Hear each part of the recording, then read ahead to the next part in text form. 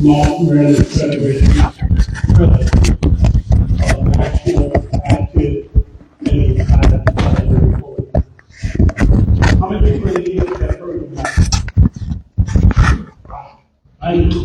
We've been around over 101 years. The organization was founded by 14 retired civil throughout the years, all the movements over half a million members around the 1980s, going to President Ronald Reagan. She wanted another mic for the audience. I didn't want to test it. So I mean, you can try this stuff. It's power. You can try it when you get a chance. Okay, cool. Thank you so much. The Roman Federation was started in 1956. The Roman Federation is a federation of 26 chapters located throughout the state of Maryland in various counties all the way to Ocean City, Maryland.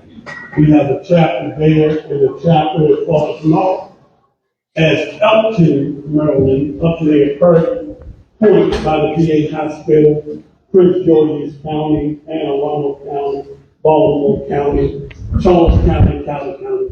We have chapters where federal employees meet on a monthly basis in advocacy on state legislation and federal legislation, protecting the earned benefits of federal employees retiring under the federal law. Most of y'all don't know that back in 2018, I formed a group of federal employees and did some booklets called Profiles in Civil Service.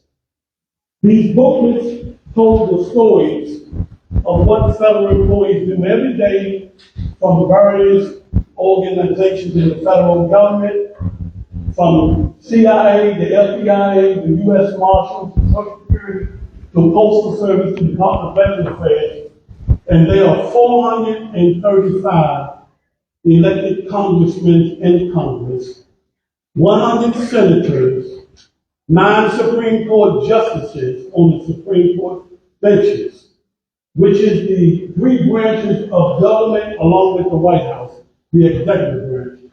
And these profile booklets were distributed up in the halls of Congress in 2018 was an addition, and 2019. Because many people are not aware that you have to tell your story to the public on what federal employees do every day to make their lives better. EPA protects what? The air and the water. Who wants to drink contaminated water or breathe intoxicated air? The Food Drug Administration inspects the food. Who wants to eat food that's what? Contaminated. It causes a lot of problems. The CDC, all these agencies are essential that civil service do every day, making the American people's lives better. Now, the Civil Service Commission was an act in 1978. How many people ever heard of the Civil Service Commission? Well, that was the first act where there was a law passed giving, which is called managers, a system to go by to help protect and defend employees from unwanted attacks in the federal government. That was abolished a few years later and made room for Congress passed another law reforming the Civil Service Act and created the Office of Personnel Management and the Merit System Protection Board, and then the Special Counsel, which says there must be a due process by law that you cannot just abruptly fire and dismantle government employees. You can type that in on the website www.Civil Service Reform Act 1978. What we have here is blatant violations and disrespect for the law, which we are a nation of laws, and disrespect for what federal employees do every day to make the American people's lives better.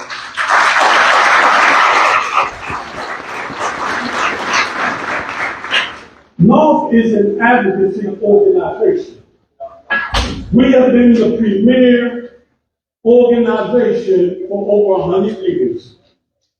We have stopped many things that laws were trying to pass and prevented some laws from going into effect that would take away your earned benefits. And I'm going to say one that many of y'all might be aware of. How many of y'all remember the last government shutdown? In the last government shutdown, I think the Speaker of the House was Miss Nancy Pelosi out of California. In that legislation, they wanted to even stop civil servants from getting their step increases. But we were able to keep that in by meeting with senators and congressmen that even though you were not being paid, you still were allowed to get your step increases. And I know that was very important to many of y'all when the government shut down. There's a list of things that NARFE has led and been part of, and we have worked with every union, from American Federal Government Employees Union to the MD-DC Alliance for Retired Americans Union, AFL-CIO. Anywhere you see federal employees under attack, you can bet NARFE is on the forefront. And with that, I will conclude.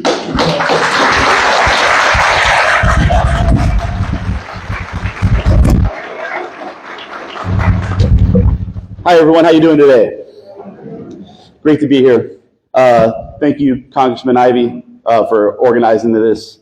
Great to have this forum. I know federal employees everywhere are experiencing a lot of anxiety, and there's a lot of fear and concern about what's going to happen in this country with all that this administration, this so-called DOGE effort and everything that's going on.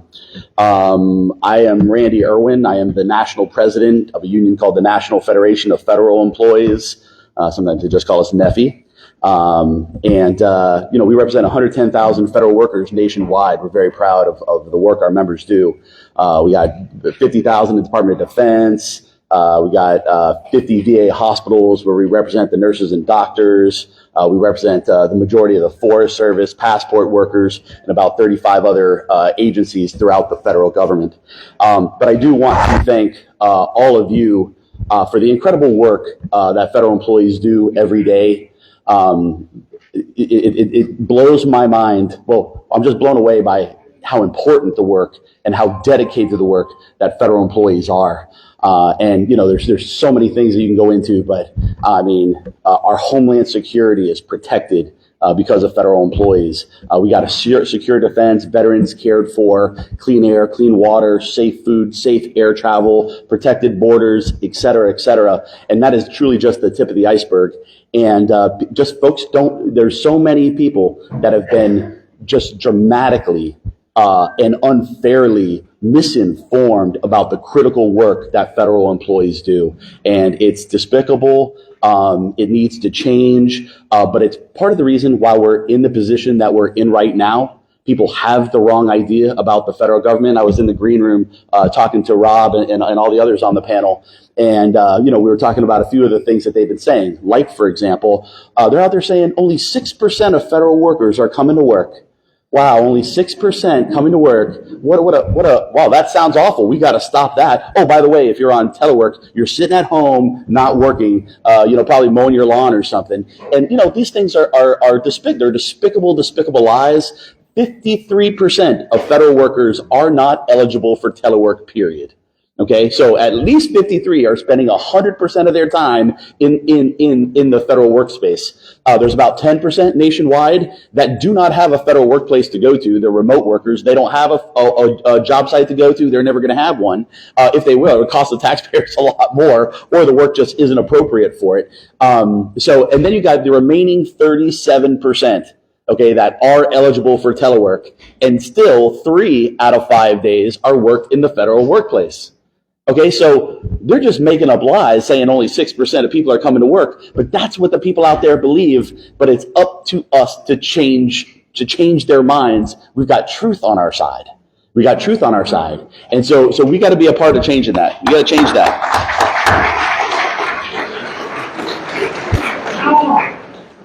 I'll get into that.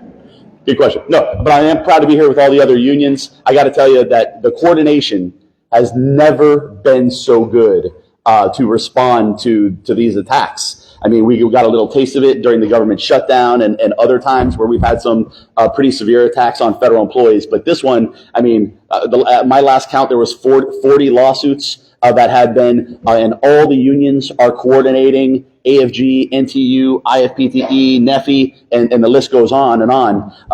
And also coordinating with democracy groups like Rob is a part of. And so that's been a coordinated effort. And so, we're having more success challenging these things that absolutely need to be challenged. Here's an important thing to remember, because we got to fight this administration. What the president is doing is unconstitutional. It is unconstitutional.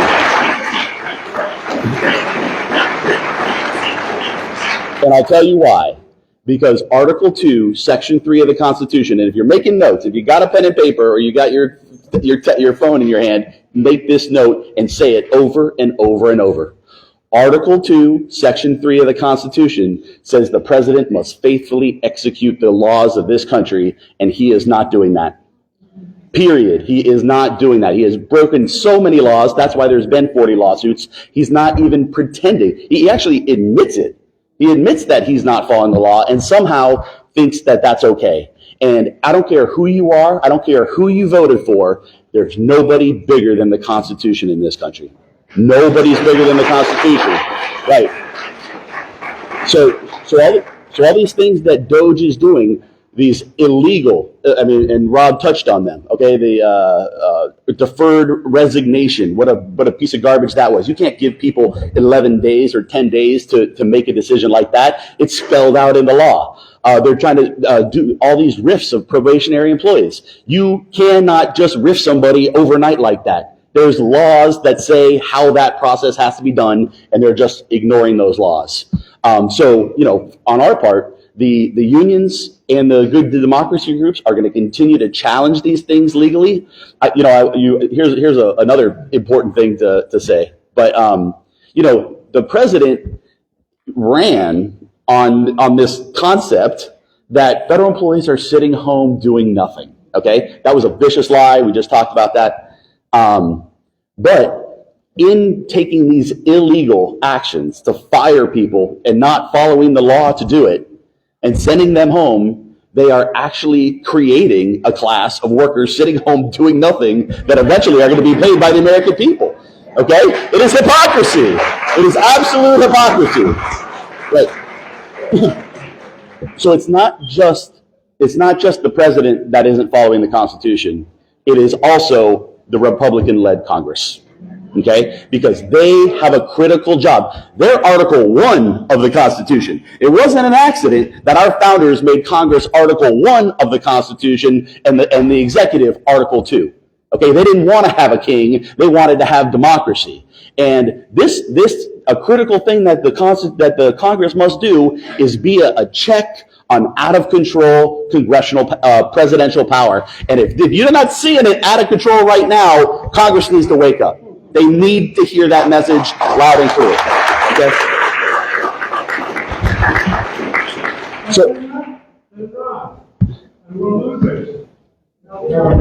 All right. So, yeah.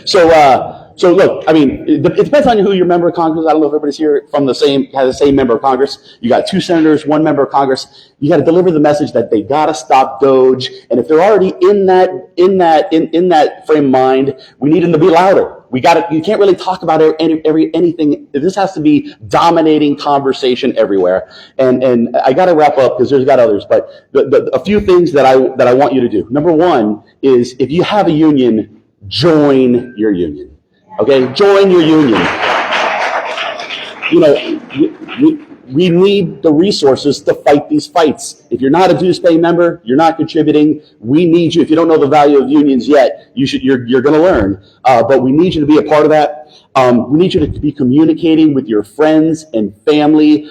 The work that you do is so good. People need to hear about it. If we don't tell those stories about the great work that we do, nobody else is. So now's the time to not sit back and let others kind of tell the story for you. Do it in your circles. Talk to your friends and family about it. Talk about it in your church. Go to your church group. Tell your pastor or your priest or whomever how people are suffering in your community, and make it a part of what they're talking about. They're needed right now. There's a big job to defend federal employees and the work they do online. I mean, when it's late at night, maybe my thumbs are flying. I'm like, oh, that's a lie, right? So we got to set people are hot to trot on this Doge stuff, thinking that it's a good idea, but this isn't going to do the first thing to save our country any money whatsoever. They're running off the best people. Yep. So anyway, take responsibility for what you're doing. Be righteous in slapping down this Doge stuff, because it's awful, it's unconstitutional, and it has to stop. Thank you for your time.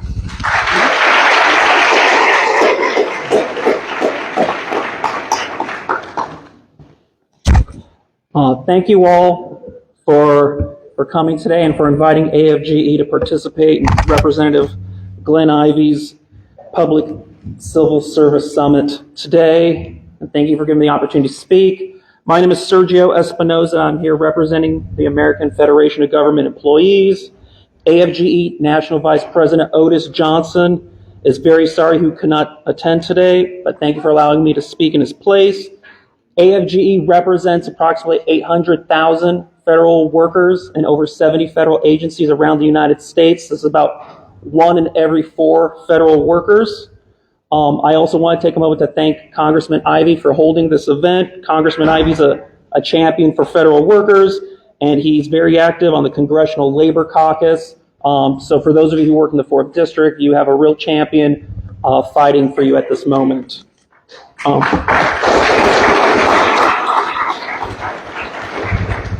You don't need to tell AFGE the situation facing federal workers.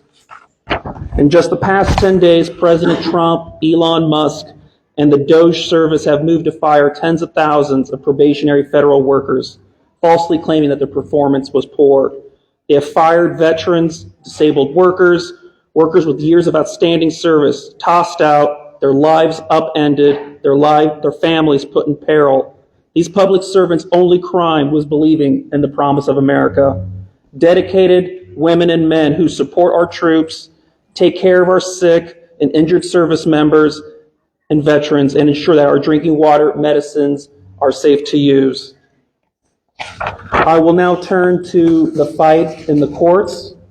Many of you likely heard there was a major victory for recently fired federal workers on Thursday. The District Court for the Northern District of California granted a temporary restraining order, or TRO, against the Office of Personnel Management and its acting director, finding the termination of probationary federal workers to be illegal because OPM had no authority to order it. The ruling by the judge ordered OPM to rescind the directive for half a dozen agencies. I'm going to read directly from that order, which was released last night from California. It is ordered that OPM's January 20 memo, February 14 email, and all other efforts by OPM to direct the termination of employees at the National Park Service, Bureau of Land Management, Department of Veterans Affairs, Department of Defense, Small Business Administration, and Fish and Wildlife Service are unlawful, invalid, and must be stopped and rescinded. OPM shall provide written notice of this order to National Park Service, BLM, VA, DOD, SBA, and FWS.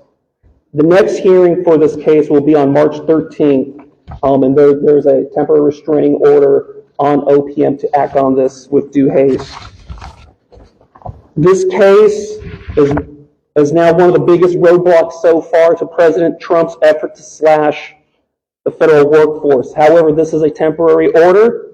The judge said he would hold another court order in 2 weeks. The judge in particular highlighted the halt to the Department of Defense's plans to lay off about 5,400 probationary workers starting at the end of this week. It would have started yesterday. AFGE is the lead plaintiff in the Northern California case. It has also been the lead plaintiff in several other cases in the federal court challenging the administration's executive orders. In the Schedule F case, which Mr. Shriver had discussed earlier, AFGE and fellow labor unions filed a lawsuit challenging the president's executive orders to reinstate Schedule F, which would reclassify tens of thousands of federal employees as at-will workers. The union's challenge focuses on the administration's unilateral rescission of regulations that were set by President Biden last year to limit the possibility of Schedule F scope and protecting workers. Since implementation is not imminent, the unions have not sought preliminary relief, but if the administration moves closer to attempting to enforce its Schedule F order, the unions will reassess whether to seek a TRO or preliminary injunction. In the Doge data privacy case, led by the AFL-CIO, as again Mr. Shriver had spoken with a moment ago, the case initially sought to block the Labor Department from granting Doge access to records that has expanded to multiple agencies. The privacy case argues that the Trump administration violated the Privacy Act and the Administrative Procedures Act, or APA, by unlawfully disclosing sensitive employee data. A temporary restraining order was initially obtained, but later denied on technical grounds. A renewed temporary restraining order was also denied, though the judge appears open to further arguments. A preliminary injunction motion is currently being briefed, and we anticipate further rulings in the coming weeks.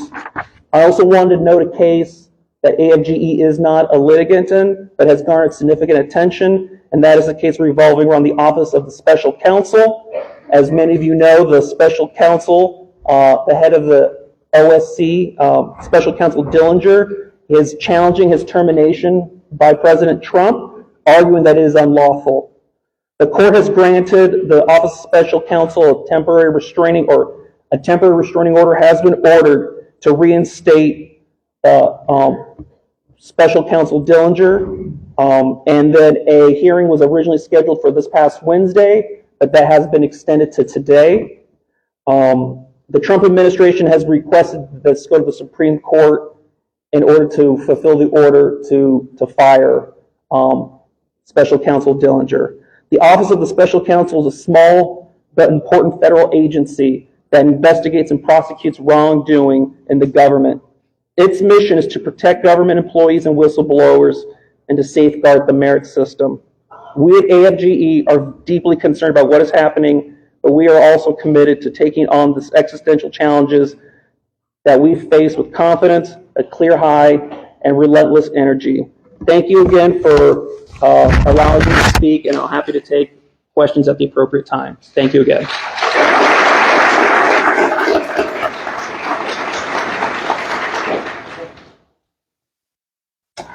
Good morning. I'm Faraz Kahn, Legislative Director for the Professional and Technical Engineers Union, or IFPTE. I just want to thank Congressman Ivey and Councilmember Ivey for putting this together. This is a tremendous opportunity, and I think, as we go forward, we are going to need. It's not going to be us on stage. We're here as representatives of federal workers, of federal employees.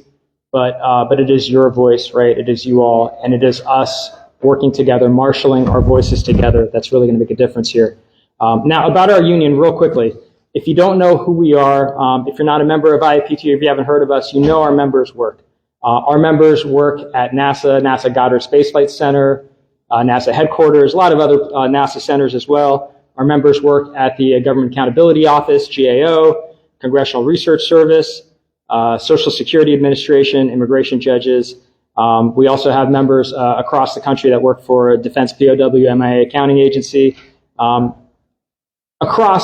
You all know this, but across our federal government, we have veterans. We have a substantial number of veterans beyond what we have in the private sector. About 30%, 33% of members of the federal civil service are veterans. When you get to DOD, it's more like 40%. Our federal workforce is incredibly diverse, and we do stand by that diversity. That diversity is our strength, right? We all sort of know the story of what we're going through. We know what our not just what our union members are facing in the federal government, but also our neighbors. I live in the congressional district here. I live in Mount Rainier. I don't know if there's anybody from Mount Rainier here. All right, Brentwood, Hyattsville. All right, okay. Eastern Avenue. All right, look. We're talking about lawsuits here. You're detecting a common theme here, right? This is an executive branch leadership that is willfully violating the law. These lawsuits, some of them talk about unelected, unappointed, unvetted individuals who sometimes are described as advisors. We don't know exactly who they are, what interest they're working for, but it is not the public interest. It is not the interest that you all work for. It is not the oath that you take to the Constitution. That is not what we're seeing here, right? That's what these lawsuits are about. And ultimately, we want to be able to use the courts, and we want to be able to use the courts effectively. There's going to be more lawsuits. I mean, we don't see any end to the way that this administration keeps going here. But we have to understand this is an unprecedented moment, and we're going to see some extraordinary efforts coming here. We get asked like, what role are labor unions playing here? Well, I think Randy at NFFE talked about how we are coordinating across our labor movement and also coordinating with NARFE as well. We are working in lockstep with each other to make sure that we are meeting this moment. We have a role to play to make sure that your voice gets out there, to do everything we can to amplify your voice. We have a role to play to make sure that where we have members of Congress like Congressman Ivey, that we are being the wind in their sails so they can be loud and effective, because there are plenty of members of Congress that are sitting on their hands. And we need to make sure that the rest of the country understands and tells their lawmakers they either stand up for democracy right now, or they're allowing the constitutional system that we have be dismantled, and they're letting Americans' standard of living be destroyed. That's exactly what's about to happen.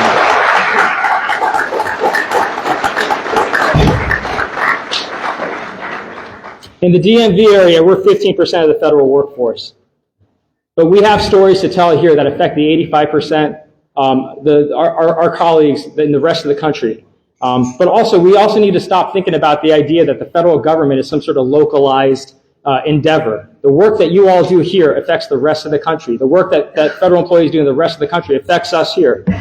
It's an easy point to illustrate, but it's not, I'm not the most effective person to illustrate it. I can talk to members of Congress, I can talk to congressional staff, but it's your stories. You have the subject matter expertise. You're on the front lines. It is going to be your stories that make the difference here. I'll just talk real quickly and allow some Q&A here. But I just to wrap up, yesterday I was on the phone talking to some of our members that work at the NOAA fisheries in the Pacific Northwest and Alaska fisheries, far away from here. They are looking. Yesterday they had probationary employees. The day before yesterday they had probationary employees fired at NOAA fisheries. This is critical work that our members out there in the Pacific Northwest, outside of Seattle and Alaska, do for the fishing industry. It is significant for the livelihoods of people that work in the fishing industry. But it's not just the Pacific Northwest, of course, right? The work that those industries do goes downstream to the fish that we have in our market, to the whole economy of the country, right? It is not just localized there. We can talk about our members here from NASA Goddard Space Flight Center, right? More than 80% of the dollars that go through NASA Goddard go to the private sector. They go to academia. They go to research institutions. A ton of that money out of NASA Goddard Space Flight Center does not stay in Maryland. It goes to Ohio, Indiana, Texas, West Virginia, Nebraska, Colorado. The work we do here is for the whole country. And again, we have plenty of opportunities to tell that story, and that is exactly what we need to be doing. We need to be explaining it in the most straightforward way to everyday Americans, to our colleagues, our friends, our family. The question was, how do we do that? There's ways to do that. The AFL-CIO is collecting stories. Your members of Congress are collecting stories as well, but we do need to be out there. We do need to be telling people that what's happening right now is going to have an impact on them. And we need to talk about that before that impact happens, because we don't want it to be too late. This is the time to do that. Thank you. I'll stop there. Also, and real quickly, I want to point out, I promised I would do this. So IFPTE Secretary Treasurer Gay Henson, who is a federal employee, she is an elected officer of our international union. She's also here. She works at the TVA. And Ben Emmel, who's also a neighbor in the congressional district from Cheverly, he's on our executive council. He works as GAO. He's the president of our GAO union there.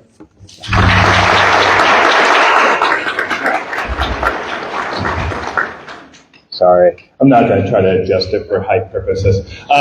So everybody, we're going to do a little bit of a pivot here just because I know people have a lot of pressing questions that they would like to ask the speakers that you've had the pleasure to hear from. So instead of doing a second round of programming starting at 11:15 a.m., we're just going to, the speakers have all agreed to just do an hour-long Q&A session, but we're going to try to keep the questions manageable, so please come up with questions. If you have comments that you'd like to leave, you can find one of the speakers or myself after the Q&A session is over, but let's try to stick with questions here that many of our wonderful speakers might be able to answer. If we're not able to answer those questions here today, please again find me or one of our many speakers here, and we'll be able to follow up with you all to get you the answers that you're looking for. A lot of times, if there's specific questions, our office can't provide HR advice, but we can try to find answers as best as possible, and we're committed to doing that. So just a reminder, we're going to move into an hour-long Q&A session, but before we start with that, I just want to make two more announcements. We have a financial support speaking program going on starting at 11 a.m. in the gymnasium. That's to the right, and to the right again, Michelle Singletary from the Washington Post will be there. Don Medley from FSC First, a financial services firm, will be there. Walter Simmons from Employed Prince George's will also be in that room, as well as Community Legal Services, and last but not least, the Office of the Maryland Comptroller. So that's in the gymnasium to the right and to the right again. And that conversation and Q&A session will be focused on financial support and services for people during this difficult time. In this room right here, we'll move into a Q&A session for an hour where you can ask questions of our panelists that are on stage about the executive orders and the legal challenges that have been ongoing since those executive orders were announced. As you've heard from all of our speakers, your testimonial is extremely important. And I know folks have concerns about privacy right now, but for folks that are comfortable speaking on the record and providing that testimonial, it is very helpful to our cause and helpful to the cause of all of our speakers up here. We are doing recordings down the hallway to the left and to the right. It's the StoryCorps room. Again, if you're comfortable speaking on the record and providing that testimonial, please see my colleagues in the hallway to the left, and then to the right. It's just a few steps down from here, and we'd really appreciate it because it does help our fight. If you have questions for the speakers, I'm going to ask you line up in this column right here down the center, and my colleague will have a microphone ready for you.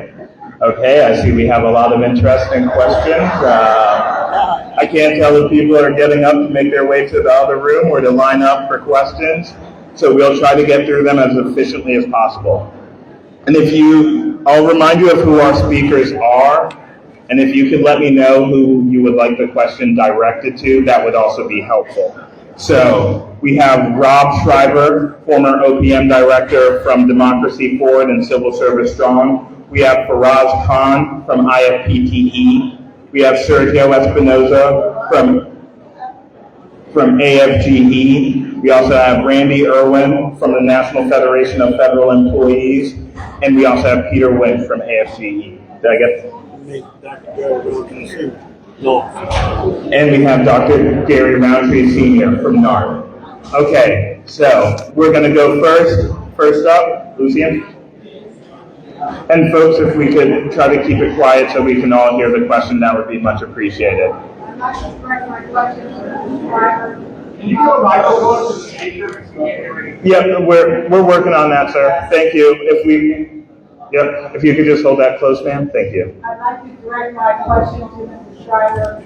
This work is good. I took it because I'm afraid of some ultimate getting fired. So the question is, I know it's not legal, but what are the ramifications? I mean, it's been what, like 3 weeks or whatever it's been that we've had all this going on. If you take it and then you're put out on annual or administrative leave, and you come back, you have to pay that money back. Like what? Give me some guidance. Nobody knows. The secretary doesn't know. The HR people don't know. We need some real guidance. I mean, that's the problem with the whole program, is they made it up on the fly.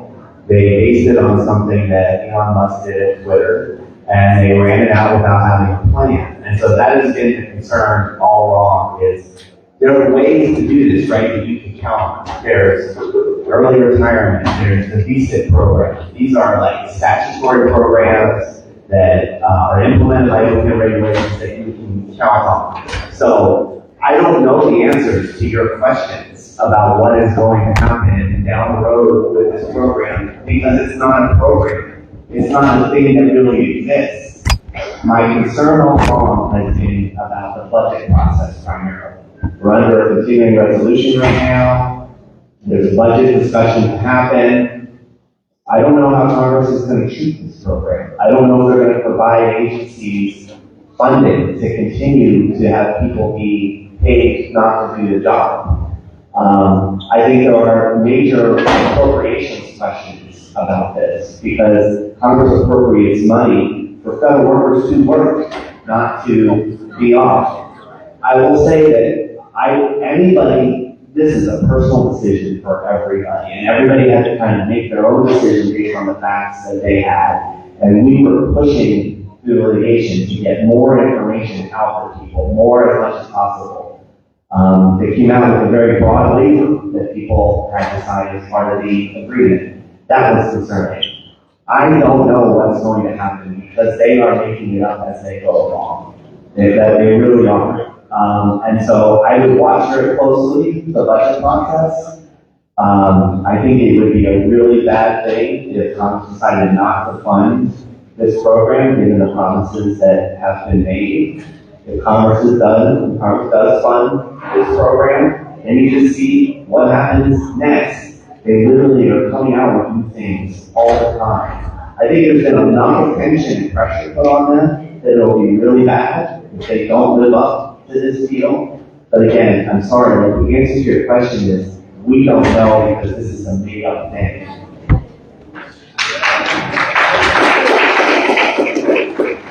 And them offering that for resignation amounted to writing a check that they could not pass, that was going to pass, because it is a violation of the Anti-Deficiency Act. The administration cannot spend money that has not been appropriated by Congress, and that's exactly what they were doing. It's illegal. When the president does something illegal, it's unconstitutional, and that's why we have to talk about it in those terms.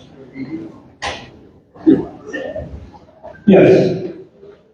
The buyout or the offer to residents resign. Congress has only appropriated money for the budget for the year 2024. There is no money budgeted for buyouts. Some things are just common sense. There's a debt ceiling issue coming up, that if that money is not appropriated, the government shuts down. I can offer you a bridge to nowhere.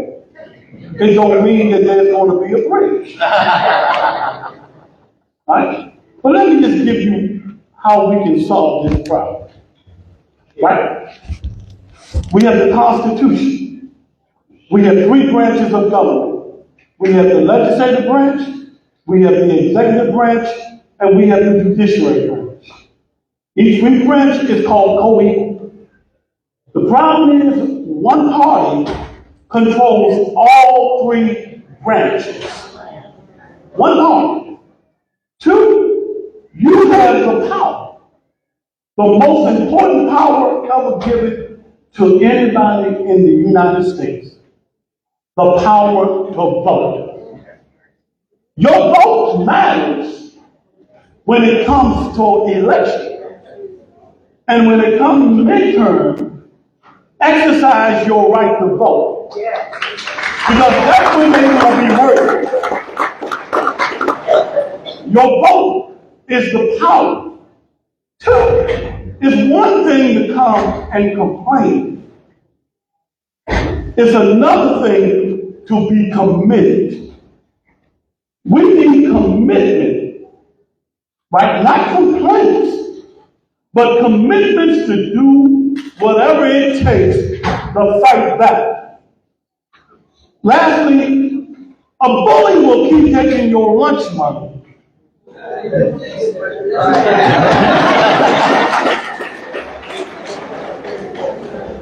Thank you, everyone. My name is Shriver, National Institute of Technology.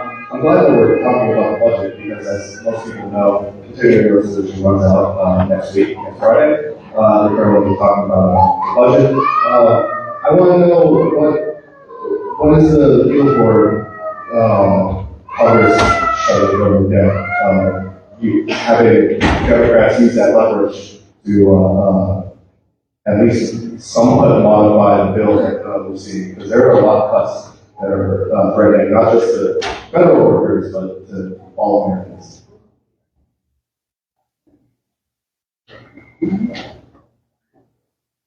Well, thank you for that question. I know a lot of people are curious about like, what's going to happen with federal appropriations. As first speakers know, we are under continuing resolution through March 14th.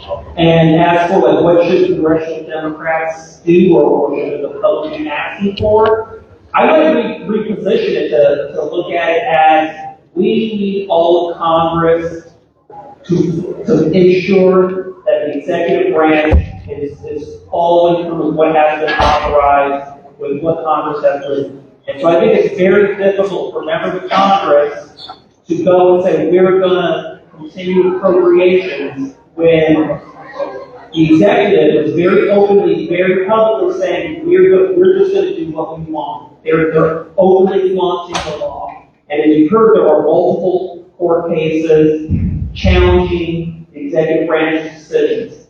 AFGE would never, to my best knowledge, advocate for a federal shutdown. I don't think anyone here would. Like, we don't want that. We want everyone to be paid fully on time, no question about benefits. But to be frank, as we've heard, like congressional Republicans, they have majorities in both chambers. They need to stand up for the constituents. That's plain and simple. And and again, it's to note the vast majority of federal workers, there's this misunderstanding that the vast majority of federal workers all live in Maryland, D.C., or Virginia. That's simply not the case. There are federal workers, thousands, in some states, hundreds of thousands, in other states, in Texas, and Georgia, and Florida, Kansas City. Someone just said Kansas City.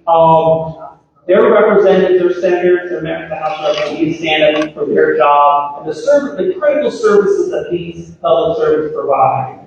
And what we're hearing, to be frank, I think many of us are hearing both from the media and from those who are familiar with what's going on in Capitol Hill, is there are elected officials who are not only looking at possibly using a government shutdown as some sort of form of political leverage, but their threat is we won't sign up to continue funding unless we get additional cuts. Quote, Doge, they want the Doge cuts. This is what we're hearing, Doge cuts. We don't know what that means. Does that mean when, the president or Elon says we want to eliminate 2/3 of people at the EPA or eliminate USAID, that's what they're looking to cut out of those Doge cuts? Because who can agree to that? That's egregious. And on that, I'll pass this my friend. Thank you, Sergio. Yeah, completely agree with everything that Sergio and you just said. Here's where we are right now, right? And just to sort of say the exact same thing that Sergio said, but think about this in this way. Right now, the executive branch is already shutting parts of the government down, outside of its authority, beyond what Congress has authorized. They're doing that right now. So that's the question for Congress right now. You should be authorizing funding to avert a shutdown. and make sure that the authorization that you're sending, that the money that you're appropriating, is actually being used to keep these agencies, to provide these services. Because right now, that's not what's happening. I think this is the time to put that maximum pressure. I mean, I know we're talking to a crowd here with a member of Congress. That's not the problem, but it's going to be an issue that has to come up in congressional district after congressional district. There's 2 weeks till we get to that shutdown deadline. This is sort of the motivation that we have that maximum pressure applied. But very clearly, already within the House Republican caucus, there is, as Sergio said, there is massive disagreement on how this goes. So if there's a shutdown, it starts with the Republicans not being able to figure out how to basically be governed, right? Like this is always the problem we encounter. From the other side, we want lawmakers to make sure that they are being as local as possible, make sure the government is funded. Congress passes that funding and it is used to provide those services. Not to rip and reorganize and destroy things like Social Security. Just this past week, the OPM and OMB sent guidance to agencies, and right away, Social Security Administration shockingly replied with a reorg plan with voluntary separations, early buyouts, that looks at offering those early outs and visa to every component, every position in Social Security. That's not a rip. That is destroying the agency and destroying services that 70 million Americans have. That's way beyond what Congress has appropriated. The last thing I would say is it's irresponsible to be trying to make these cuts in the current budget year that we're in. They offer these buyouts, and take out an entire agency. This is how irresponsible they're being. If you're going to make these cuts in government, you can't use an axe. You got to use a scalpel. You got to be very careful, or there's all this collateral damage that puts the American people at risk. Their safety at risk, and they're not doing that. But to try to do it with these ghost cuts just like this, that absolutely cannot happen. If you got to do it, follow the damn law, follow the Constitution. Let's have some hearings. Let's see what decimating an agency really looks like. And here, that's the process. It's there for a reason. Follow the damn Constitution. Stop pulling this nonsense.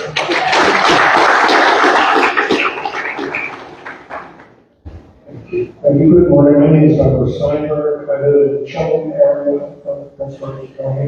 I'm a constituent of Maryland 4. And I'm not a federal employee. I think I may be the only one who's not a federal employee. This is really a source of my concern because, and I have great praise for federal employees. I've worked with many over the course of my career in USAID, principally USDA, and in the State Department. I just had a career of 40 years that was summarily terminated on January 27th because of the stop work order. And eventually the termination of all of our, not just but all of our grants in the nonprofit organization that I work with. And I've been to a number of town hall meetings organized by Congressman Ivey with great thanks, with Congressman Hoyer, with Senators Van Hollen and Brooks. I've been to a number of webinars with the Democracy Forward, the ACLU. I'm not hearing the voice of the private sector, the nonprofit sector. And we're talking a lot about federal employees. We have been at will. By 5:15 p.m. Monday, January 27th, I got the call. Nothing I can do. We're not unionized, we're not protected, and we don't seem to have much voice for us in Florida like this. So there's a question in here, it's a comment really. The question is can you also find a way to speak for us? And this is the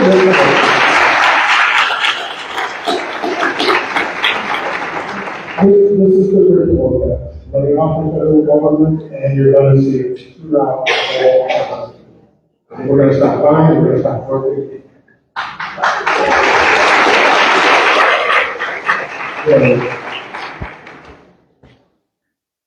I think you made a great point, sir. I think, often I'll speak for myself, but, where you sit is where you stand. The people who are paying, my salary, I'm here to fight for them, and this is part of it. But I think it's a missed opportunity to not look at all the other aspects, the kind of downstream impact on the economy. It hurts nonprofit, it hurts contractors, it hurts all kinds of small businesses around. You think about the national parks and forests; those shut down, and all the businesses out front that provide services to tourists and things. And so there's a downstream in that way. We should do more. You're 100% right. I look at that, like, we have a whole operation of democracy forward, not just on peace. And so I'm a former OPM director, it's national to talk about federal employee issues. With respect to the issues that you're raising, democracy forward filed a lawsuit to stop that freeze on funding.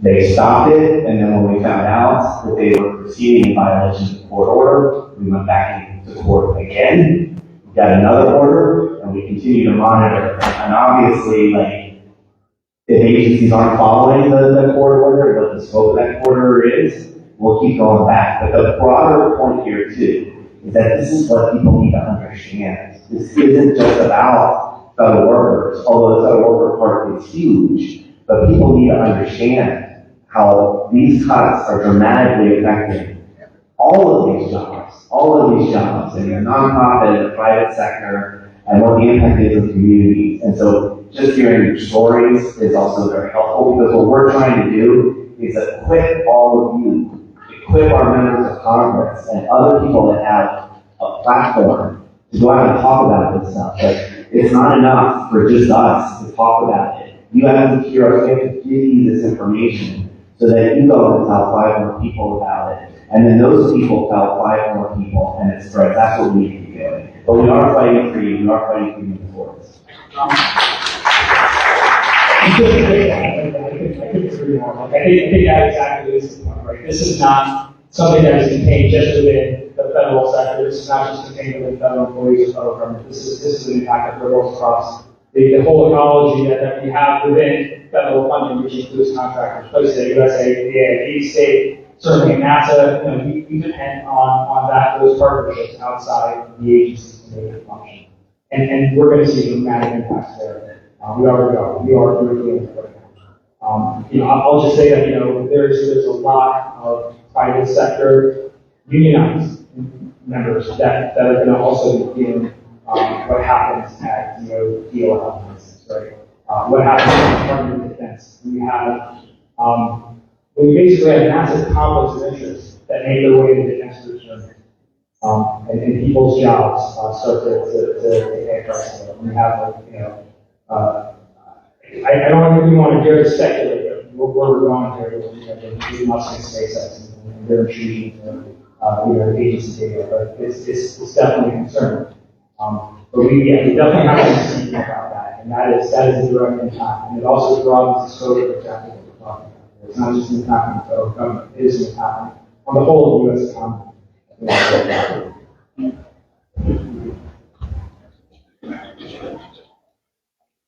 And I just thank you so much for coming out there. And I'm Aaron Corral, and Congressman Ivey's chief of staff, so I want to speak from the perspective of our office. We completely agree that the tax on USAID and the fund increases that have been put in place affect organizations and nonprofits and federal contractors that work here that aren't directly federal employees. We completely understand the dilemma there. And, as an example of the way that Congressman Ivey has been working on these efforts, we did join our congressional colleagues in the letter to Secretary of State Marco Rubio denouncing the federal funding freeze and asking for the restoration of that money to be restored to organizations that have, already done the work in a lot of instances, for work that's currently ongoing, whether that's domestically or abroad. And so this is a concern of the Congressman, and I appreciate you vocalizing that, and we'll make sure that we continue to fight on all fronts to make sure that impacted communities have the resources that they need and the support that they need. And also, I just want to point out that some of the resources that are available in the hallway today,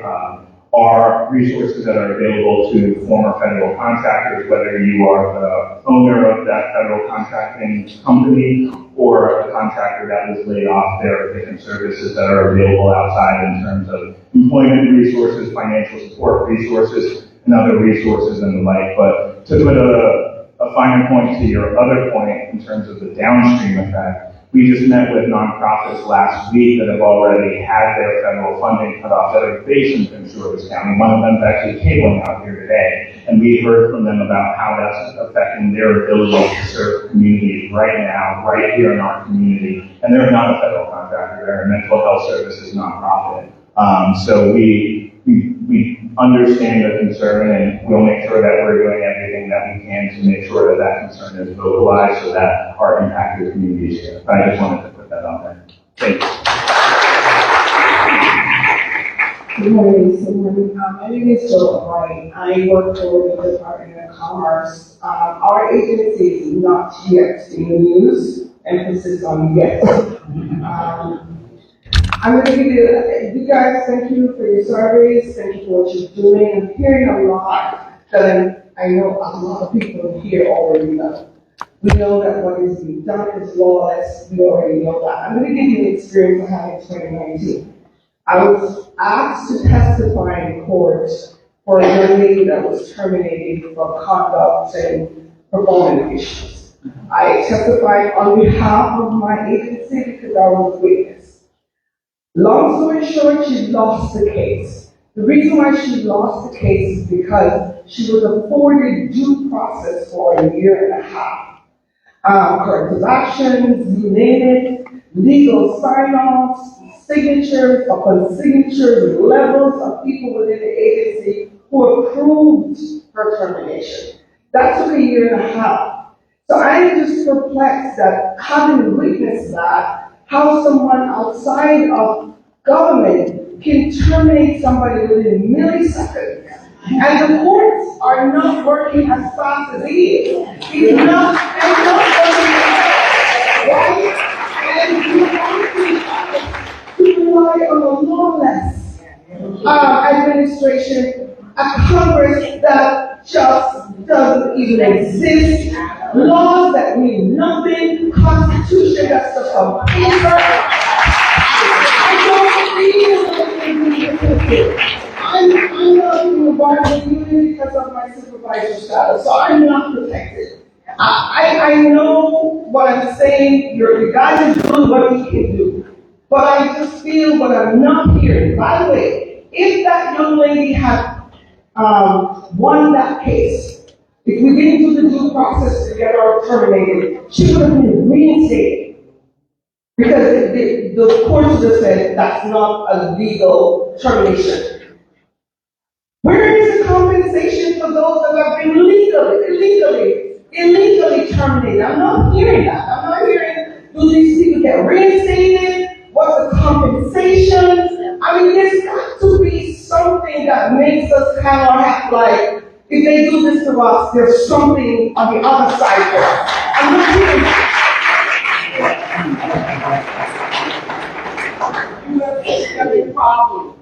Yes, Dr. Roundtree. One of the things in response to the federal employees' response to work ethic, Commerce Department is, inside the Civil Service Reform Act, there are processes. There are steps that the U.S. government has to follow that are binding according to the law. And when they don't follow the law, the next step is to file a lawsuit with the court.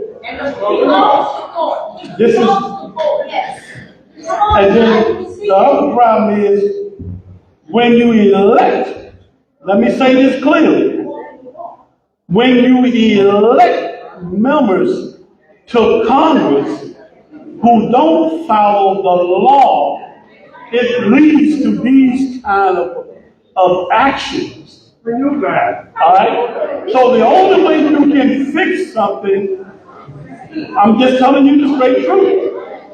The only way you can fix something is to elect people that are honorable, that have character, that will uphold the Constitution.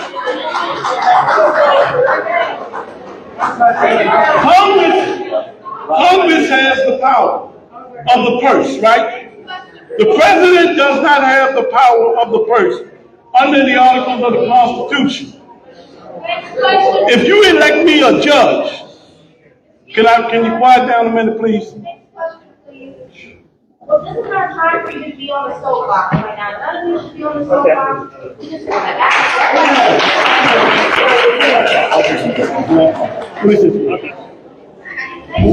What I'm trying to say, ma'am, we are doing everything legally. You know, and that's going to take some time. He's not doing it legally. Hello, everyone. Hi, everyone. Hello, everyone. So I want to make sure that we're giving the speakers the respect that they deserve. They're taking time out, and I appreciate that you guys have frustrations. I appreciate that. This is a very upsetting and uncomfortable moment for a lot of folks. But let's give the speakers time to answer the questions, and we're going to try to move through questions as quickly as possible. Okay? If we could just please try to have some respect for the speakers and not heckle them down as they try to provide answers. There is a lot of uncertainty right now. There are no easy answers right now.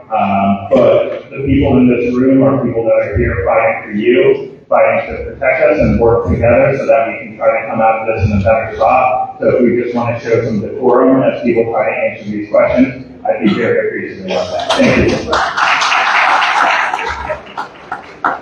Hi, thank you. My name is Tom, and until next Tuesday, I work for the U.S. Agency.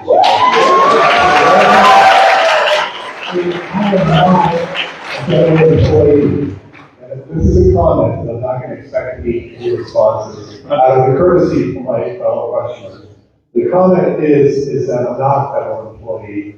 I'm what's called a personal services contractor, which means I'm not a civil servant, and I don't work for another company that provides contract employees for the federal government. I have a direct contract with the federal government. The reason that's important, and this is for Representative Ivey and Councilmember Ivey, is that I'm not protected in any way. I don't have any money taken out on employment insurance. I am not eligible for any union representation. But I've been treated like a federal employee for the last 15 years. I have inherently government responsibility, which means I can supervise government employees. A contractor can't do that. An institutional contractor cannot do that. So I've been behind the folds for the last 15 years, and I was let go of a blind copy email. Okay, and then my follow-up. And the blind copy email did not have my name on it, did not have my contact number on it. It said, to respond, put your name on this form and send this back to us. That we are acknowledged and received, which means self-select. Tell us you agree. We're not going to tell you that we understand who you are. Anyway, the point of this is, Representative Ivey and Councilmember Ivey, and I'm going to give you my contact information. I'm going to give you mine. Okay, if you want to send me an email, sir, I'll be happy to follow up on your contact. I just want to say, keep us in mind as well. We have no recourse. The institutional contractors are being let go left and right. Who in here is a contractor or an institutional contractor? Okay, there's a few of us here today, and we have no protections. But we're standing up and we're telling you who we are. Like I said, I don't want any response because I don't want all that.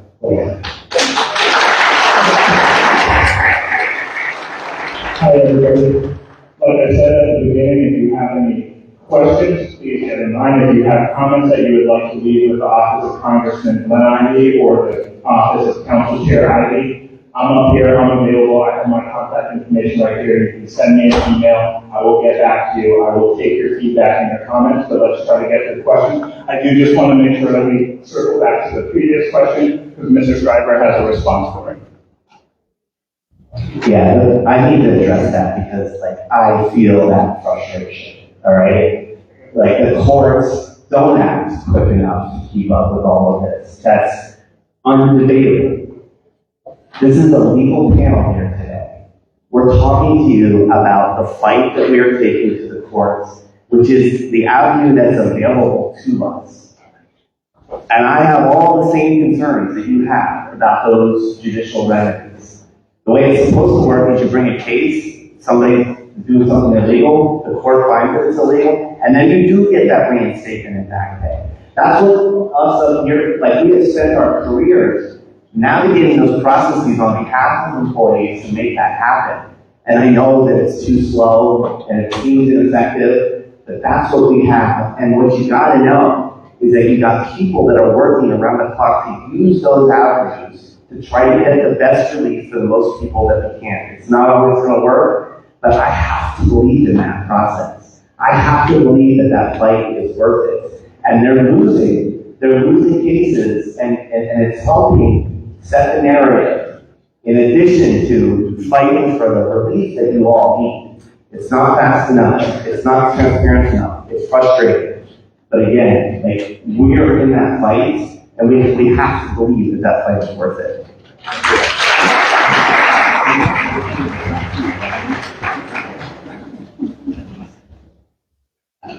Hello.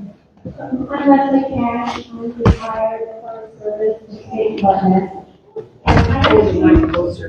Is that okay?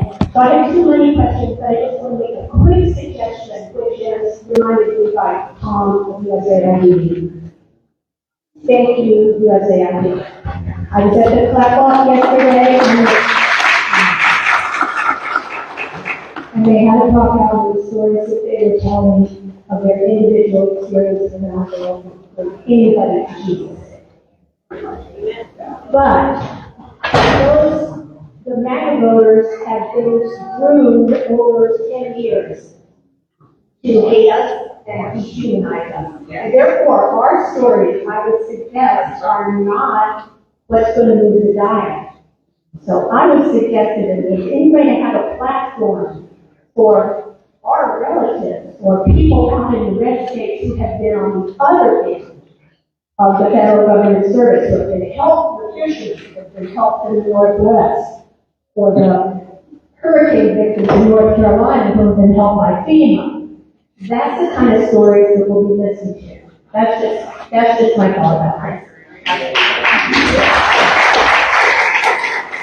And if anybody can set up a platform for that, for people like me, I'm not technical, but I had a story myself. I am in a cancer study at their age, and I have been for 10 years. And those people are saints. And I think that story would be a lot more interesting to MAGA voters than my story of getting evacuated out of the Egyptian Sudan. But that's just my thought. So my two main questions are, can he grab my federal pension, and can he grab my TSP?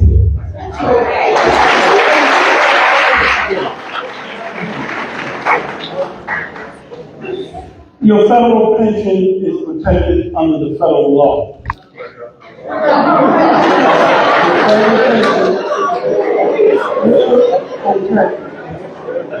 Under the federal law.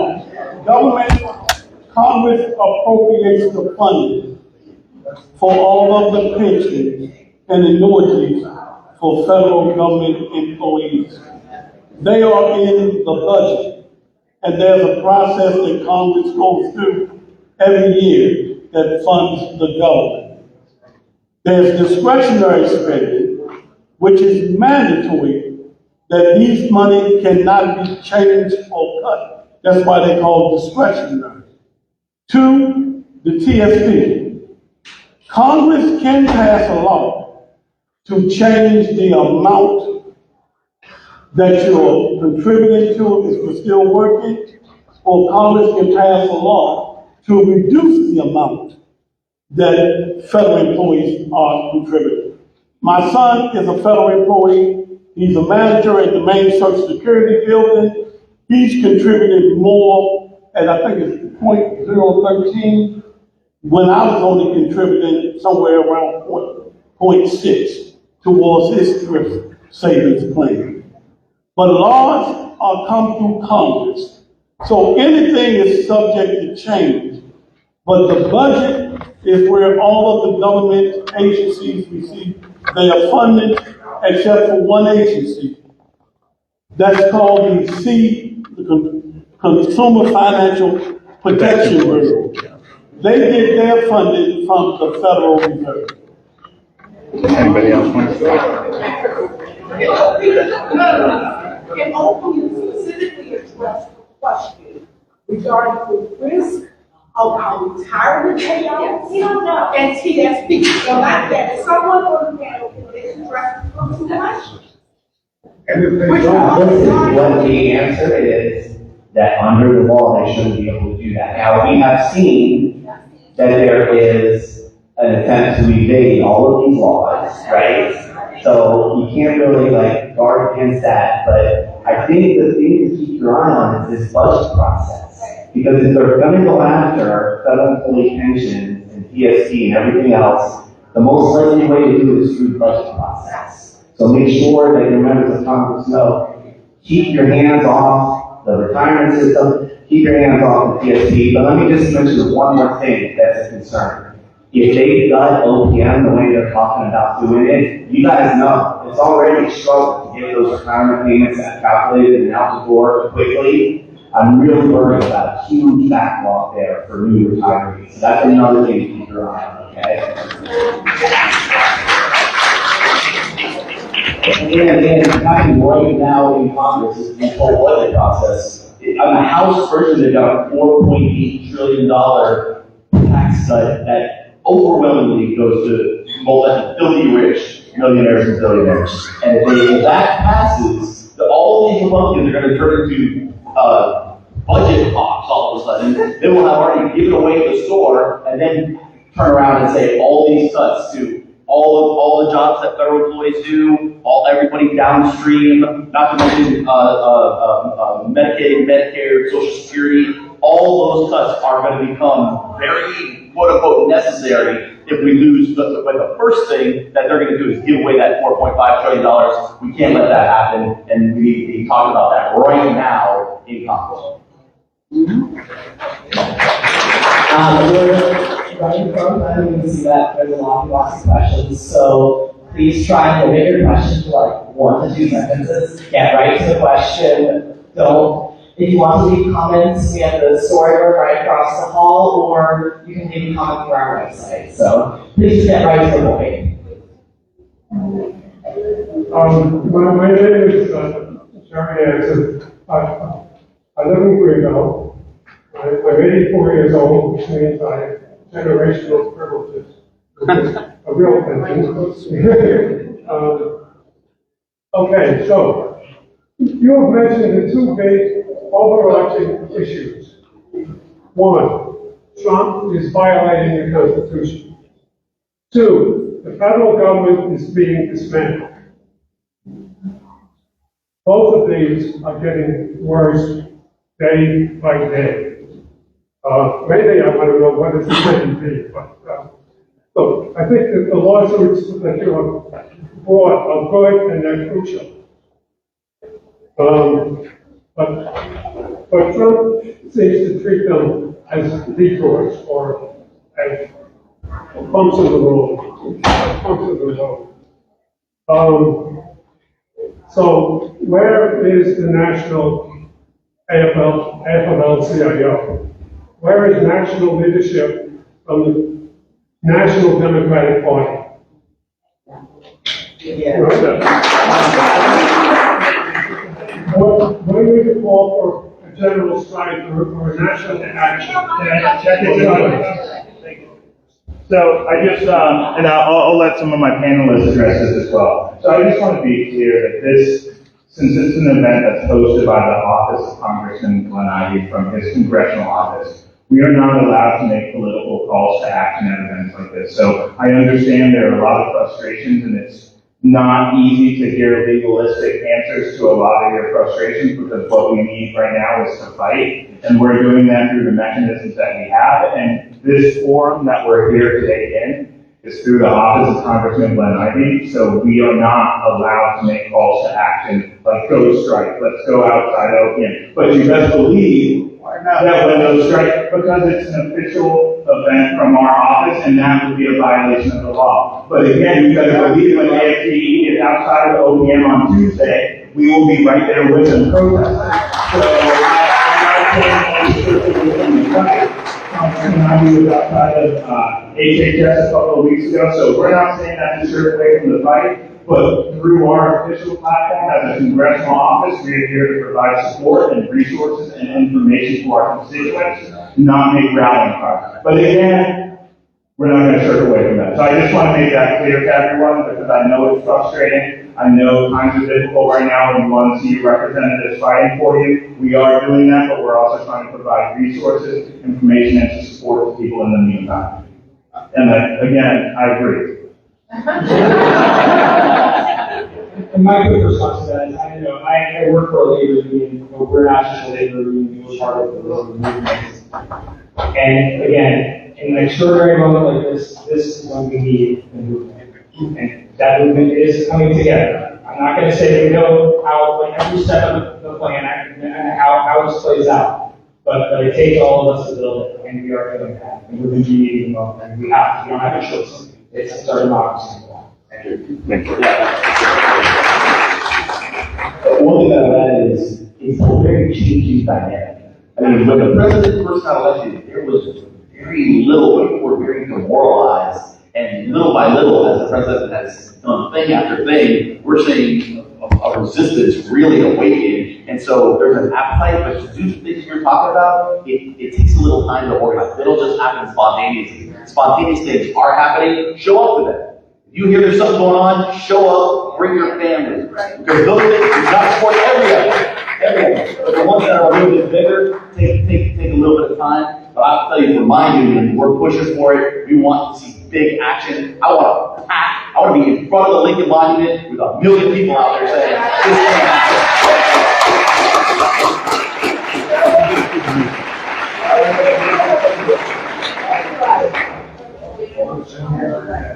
Hey, I'm Terrence Quick, the Council Bureau. I was a youth thing member at AFGE until I got promoted out of the bargaining unit 2 years ago. My question is this. We've heard a lot of talk about administrative law and constitutional law, but what I want to talk about is criminal law. Falsification of a government document is a felony punishable by a fine and up to 5 years imprisonment. And notice determination is a federal document. Therefore, all of these people who were terminated and told that this was performance, every single count of that is a felony. What's being done about that?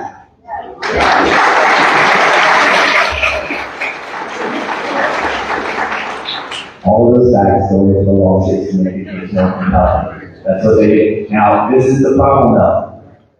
Who's going to investigate and prosecute that? These are federal crime allegations. That's the FBI and the Department of Justice. Who's controlling those right now? Right? So this is the challenge. This is the challenge that we have, and this is why we need to keep putting pressure on those institutions to prosecute the law. Yeah, the Office of Special Counsel, they don't have the ability to criminally prosecute. That's the FBI and the Department of Justice.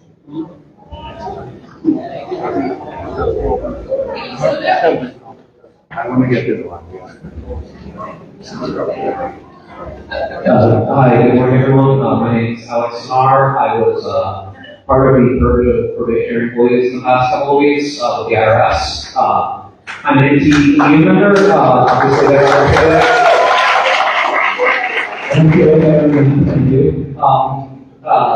So my question is, we were hired under the Pathways Hiring Authority, which per OPM guidelines, we were told a couple of weeks ago that Pathways employees were going to be exempt from all the layoffs. So my question is predominantly for the other heads of the representatives of the other unions here.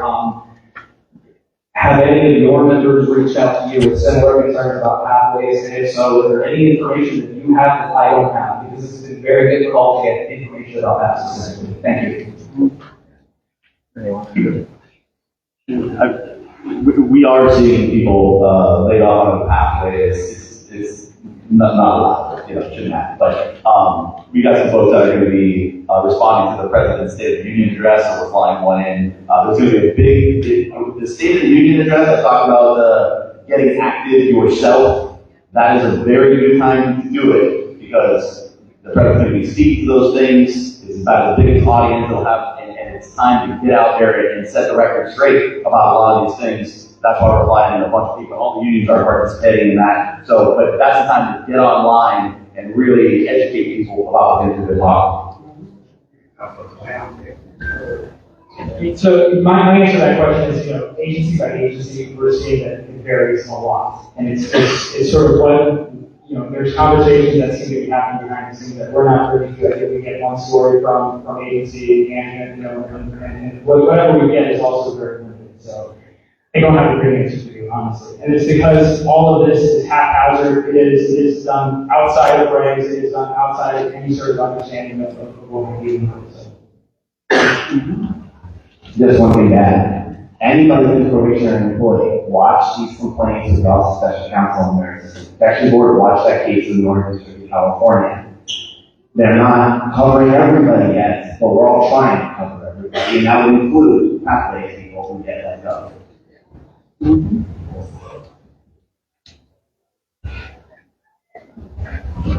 Well, I have a specific question about contracts that have been funded. We all think about what's in law this weekend. Is there a legal way for them to take away contractors' funding that are been funded for all of this? Is that possible? Yes, federal contractors are what you call businesses that apply for contracts, work with the government and supply their own employees to the government. And many of them can receive clearances. But the government or Congress can cancel a contractor to a defense contractor at any given time through Congress processes. There are no guarantees that Congress has to continue to pay that contract that they agreed to in the original. They can hold hearings and decide to vote through the committee and then through the full floor to revoke funding to that contract. Yes. And I'll just add, if you work for a contractor that has had your funds frozen, please take my contact information and we have a casework table out there. Because what we can do as members of Congress, one of the services, and it might not be, again, I know expedience is government. And I don't want to use the government line because it might give them the ammunition that they're looking for in a lot of these arguments. But I just want to say that when an organization, for example, we had a nonprofit come to us last week and say that their funding has been frozen and they are no longer able to fund programs that they currently have in operation moving forward. And so what we did upon hearing that is we took out our keyboards and wrote a letter to the agency asking for that funding to be released in the time and manner that it was originally prescribed to that contractor. Again, it doesn't move the needle in a fast manner in the way that they are making these decisions very quickly and stopping funding very quickly, but it is one of the mechanisms and tools that we have as a congressional office to respond to specific cases where organizations have had their funding frozen. If that's helpful at all. First of all, thank you guys for taking time to be with us. I was a probationary employee that was laid off on Thursday, not in a big time for Wednesday. My question is, it's very confusing to get consistent guidance on what to do next. Like, everyone says, file an appeal, like, oh, one of the potential pieces of information that we've gotten is that you can't concurrently file something with OSC and the Merit Systems Protective Board and take part in a class action. This is redundant, but we're not getting consistent guidance on that. So first, can you or should you do everything, all three of those things? Should you only do one of them? And is there anything that we absolutely should not be doing that would be putting any of that in jeopardy? Yeah, I mean, that's a great question, and it is so confusing because what we're all trying to do is like sweep up everybody who's similarly situated in these different actions so everybody can get relief. So these entities have not had to evaluate the implications on what this is called an election remedy, which is a specific remedy that you select. And you're right, you can only typically select like the grievance route with the union, an OSC appeal, or an MSPB appeal. I think that this will get worked out as these entities basically kind of figure out, all right, like we tried to get OSC to, it's treated like a class action, the complaint that we filed there. That would technically cover everybody, but there may be a chance, if you want to instead do the MSPB thing, you could so-called opt out of the one that you don't want to do, and then pursue the one that you do want to do. These systems were not set up for these kinds of massive terminations and to bring these challenges. So these agencies are working together to try to figure out to make sure that nobody gets like screwed because they picked the wrong remedy. I can't give you individualized legal advice. If I were in your shoes, I would probably be like signing up for all the different things that you see with the idea that will get worked out as the process moves on. But again, this is another thing that's unprecedented. These agencies, the OSC, they don't do class actions. And we're pushing them to because of the nature of the wrongdoing here. And So sign up for all of them. if I were somebody in this position, I would be looking to sign up for anybody who's looking to help.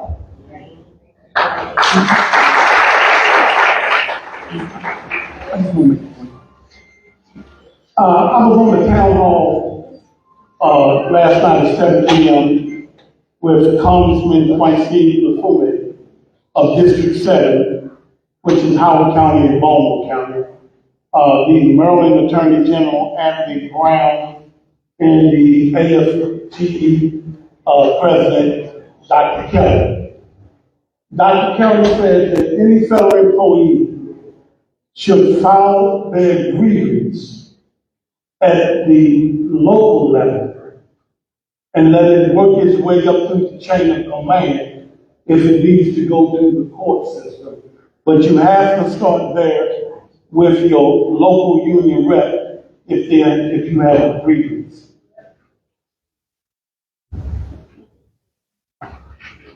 Okay, so I'm a supervisor, so I cannot be represented by the AFGE. And so I wanted to know what legal recourse can I take if I get fired, if I were to be a lawyer and file a lawsuit with my PhD hold bar in court. Supervisors can file appeals at the Merit System Protection Board. As long as you've gone past your probation period, there are due process rights. You should get notice. You should get the reason for why they're terminating you. You should have an opportunity to respond. And then if the agency moves forward with termination, you can get legal representation to file an appeal before the MSPB. Be aware of your deadlines, typically 30 days from the effective date of your termination. Okay, we've got a couple minutes left, so let's try and get through these quickly. Yes, good afternoon. I want to thank the panel and Congress as well as the Councilwoman for putting this on. Her question just kind of gave me the answer to one of my questions, but I have another one. What is being done about agencies that don't receive federal appropriations? For example, like the Federal Health Insurance Corporation, where there is a selection of employees. And of course, as we all know, with FDIC, insured our money in the banks. How safe will our money be in the banks without the bank examiners and the other people having no jobs to make sure that those banks are regulated? So I want to know who's working on that, and if you all have that question. The second thing is that I appreciate the legal advice and the panel talking about, voting and whatever, and that's great. But I would just advise everybody to leave from where they are. That economic blackout yesterday, that can be just one step in a larger thing, where companies that support this kind of stuff, we hold them accountable with our demands. You know, those 2 years from now, midterm, and those people that support this Justice Administration, when they still end up back in there. But even if they do, we give them help. We're working in other ways. That is a way to move this forward. While we're waiting on the long court system and the legal system.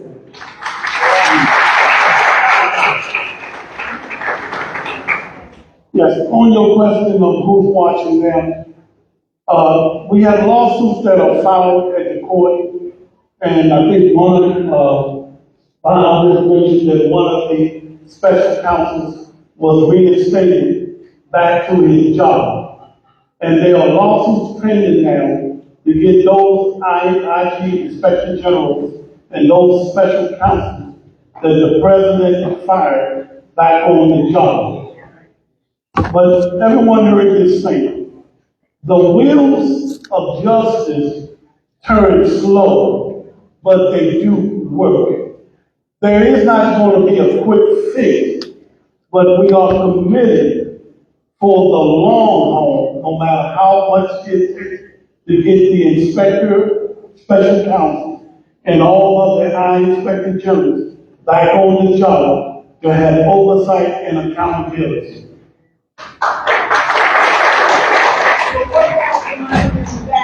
Who is looking at that specific situation where the people have been removed? Excuse me, ma'am, we have a line of people. But my question wasn't answered. Okay. Just. First, NT represents FDIC workers, so I know they are on the aid. Second, if there are legal violations that you're seeing, like FDIC has all of some unique rules, right? Like these regulatory agencies aren't necessarily all within Title V, so the general things across the board may or may not apply. So I would start with NTU, whether you're in the bargaining unit or not, to see what's going on with that respect. And then, there are these other lawsuits that are out there around similar organizations, and we could talk to, like, who's handling the CFPD litigation. NTU is involved in the CFPD litigation. And you're right, the impact is huge. So I guess I would say my best advice is to check in with them because they're very much on top of the issues for these independent regulatory agencies. Is that more satisfactory, ma'am? So we're going to take a little detour right here.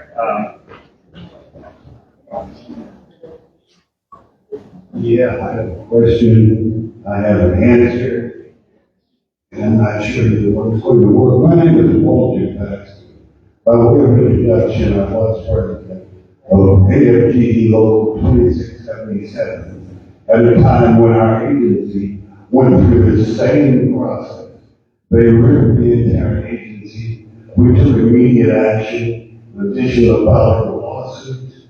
We started organizing nonprofits. We started organizing our contract folks.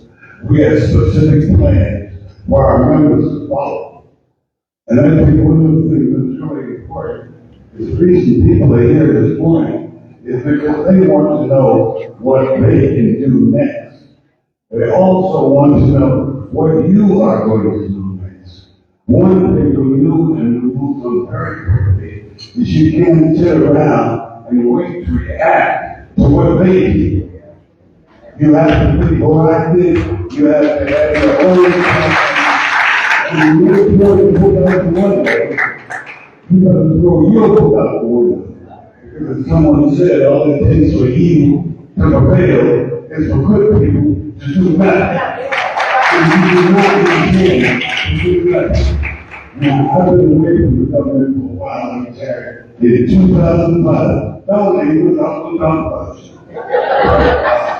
I retired in 2005, and I had no intention of getting back involved.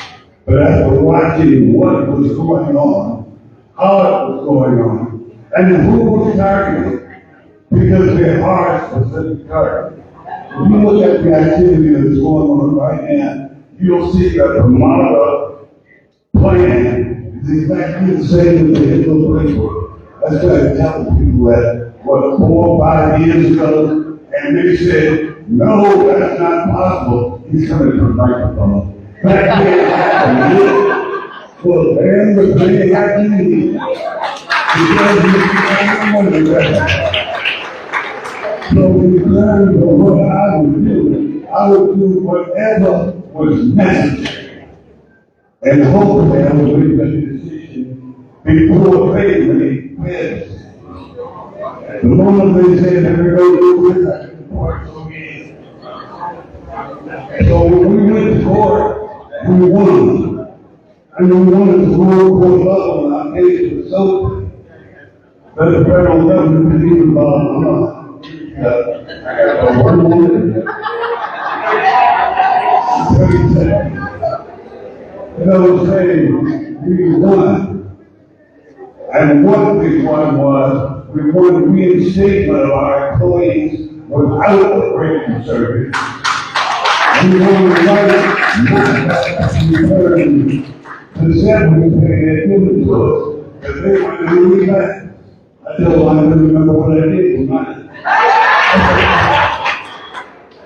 But the bottom line was, the agency is still in existence after all of the years. We weathered the border, but it's because we were proactive. Thank you for your time.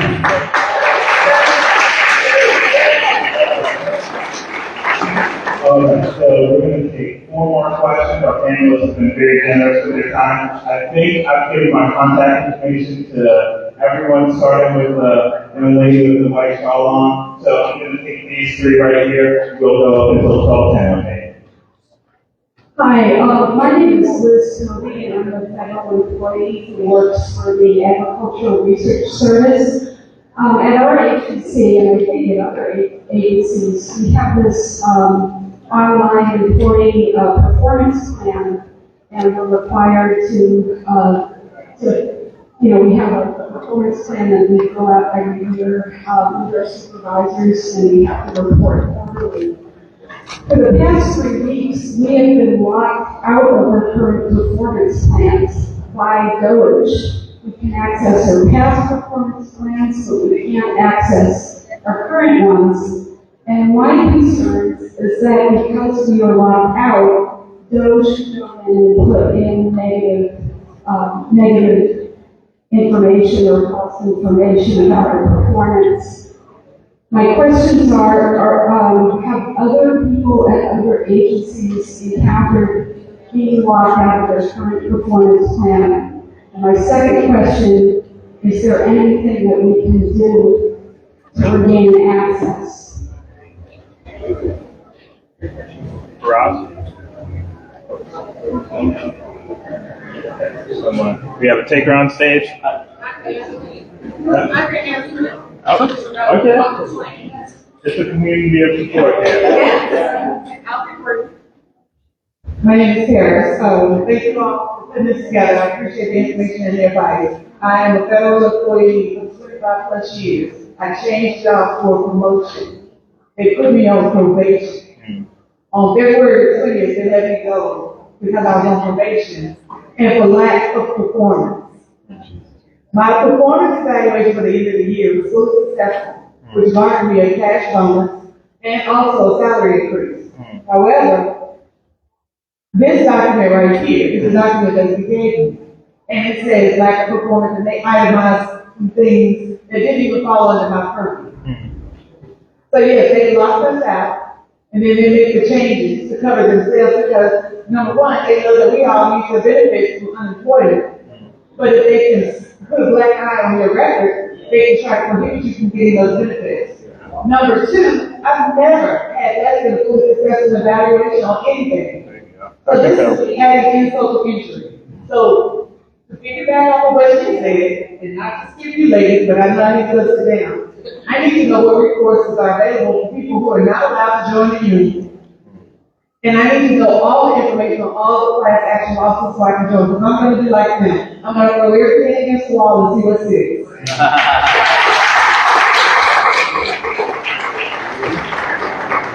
I'd like to respond back to the question of the action. And I'd just like to read this. Major adverse actions under Chapter 75 of the Civil Service Retirement Act.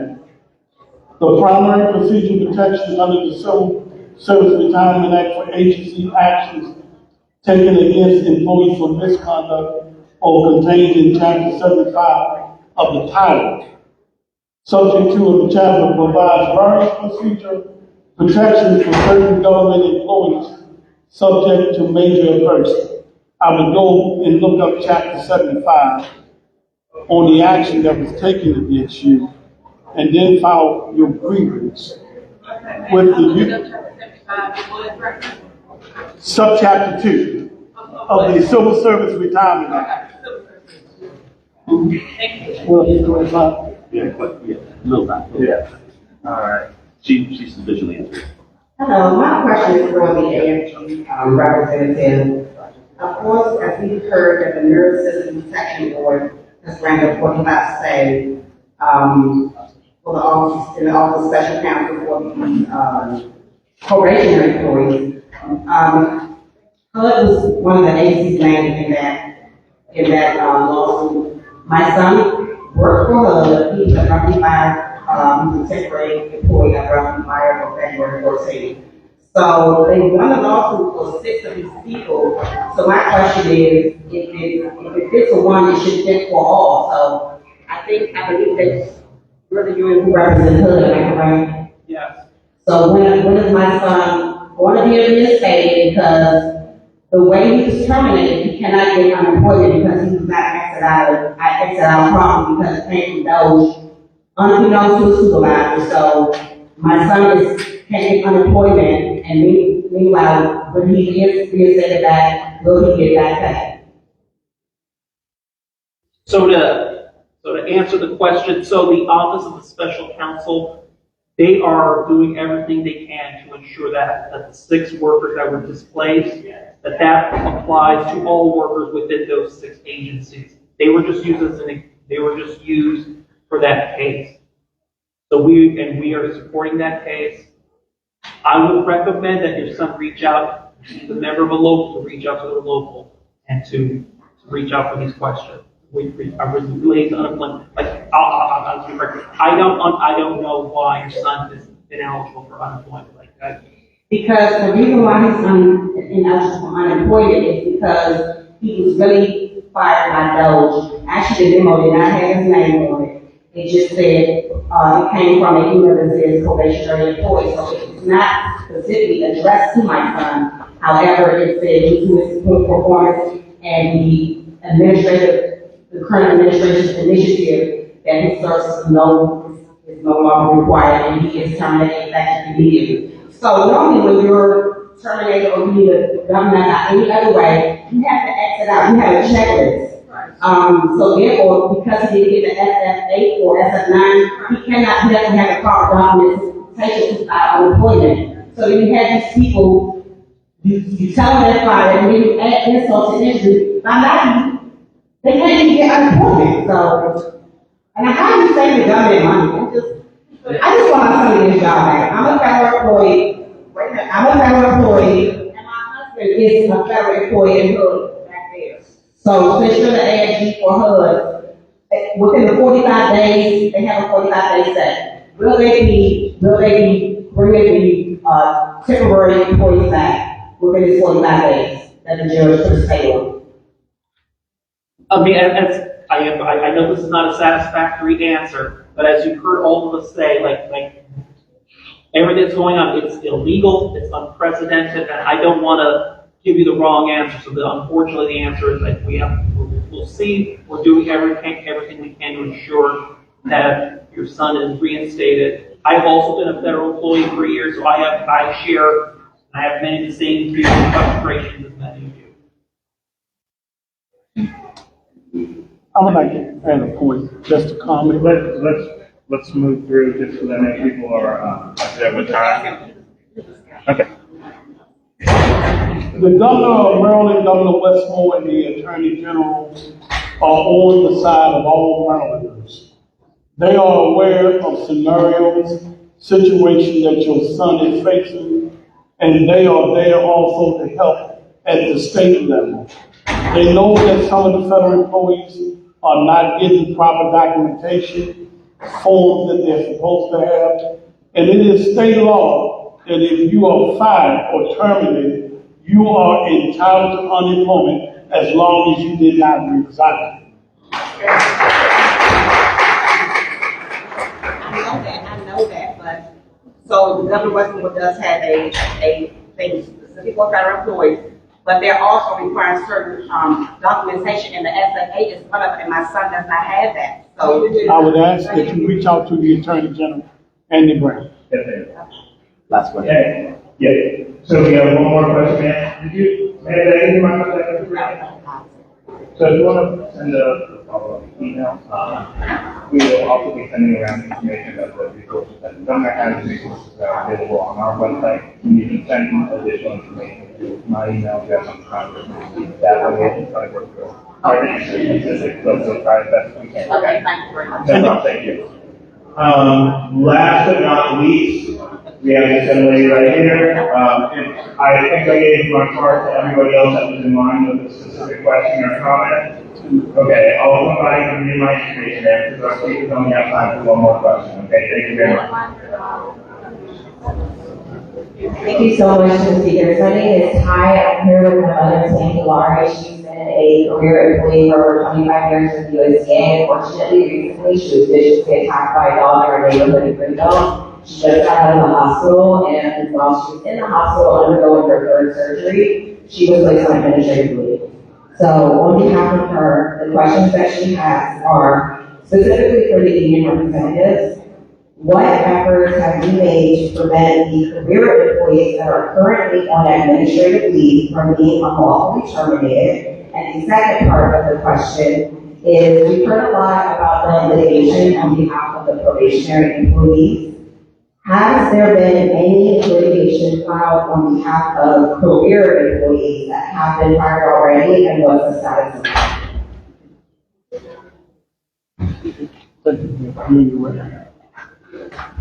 I'm not one of the attorneys on the national president meeting, but we have a lawsuit that all the illegal firings that are happening right now, the deferred resignation, the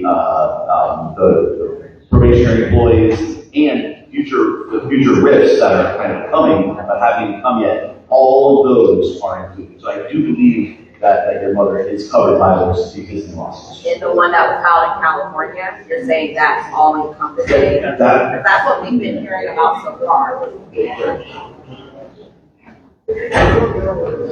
So it's my understanding that the case in California is applicable to the agencies that have been before, such as DOD, VA, Fish and Wildlife Service. Is USDA included in it?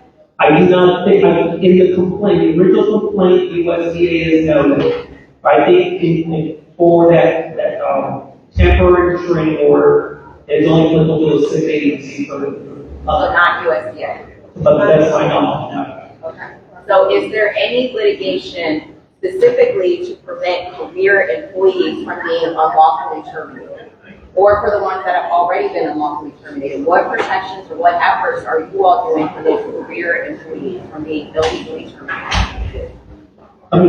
So all of our unions, with Mr. Shriver, we are all working together to bring up all these litigations. If there are actions against federal collective liability, we will do everything in our capability and our power to protect them. Now, some of you may have heard that there was a OMB had released a notice for agencies to basically draw up plans for risk. This came out Wednesday, and so our attorneys are looking at that very closely and planning litigation action. So to answer the question, there's no current litigation. So yeah, so I don't know if that's true. I mean, I don't have the answer, but Randy pointed out that NFFE and IFPTE are parties to a lawsuit that is in the DC District Court, or District Court of DC, that basically charges and alleges that the OPM Trump administration is dismantling the federal government. So, I'm not sure if we have a hearing scheduled in the next couple of weeks or about to be scheduled. I don't know where that is. I imagine there might be other lawsuits I can't tell you off the top of my head. There is a bunch of lawsuits being filed and more coming each day. The idea is that when we have success, we want to expand that lawsuit to cover any of the diseases. I'll tell you this is not a legal answer. This is the waiver answer. We are fighting to protect every federal employee that's being affected and terminated wrongly, and there's going to be more. We know that. So we are looking at everything. It's not just going to be legal. It's going to be working for Congress. It's going to be applying pressure however we can. So the legal part of it is an important part, it's one part of it, it's not all we have.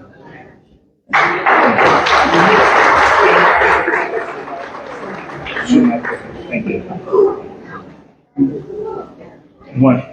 Thank you, I appreciate it.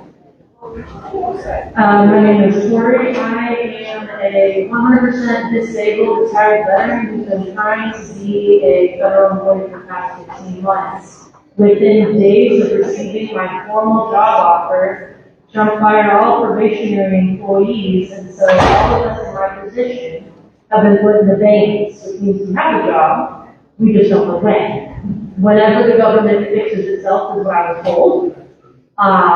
And so I got a handshake there, so whenever that situation is taken care of, I have a job.